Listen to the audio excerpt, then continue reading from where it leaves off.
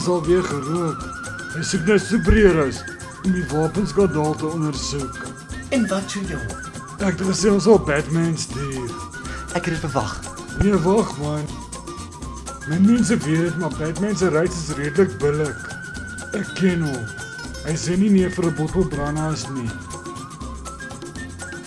Staan by. Ek weet nie hoekom die fokkie Batman wil kry nie. Hy is so onbetroubaar soos 'n fucking alpha. Plus hy ryk net so vir die tyd soos Jackson en Tembo. Ek kan nie sy fucking dop handle nie.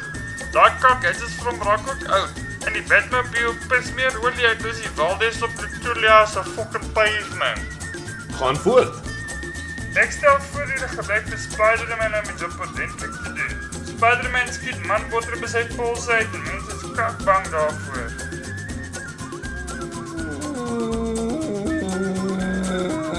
General.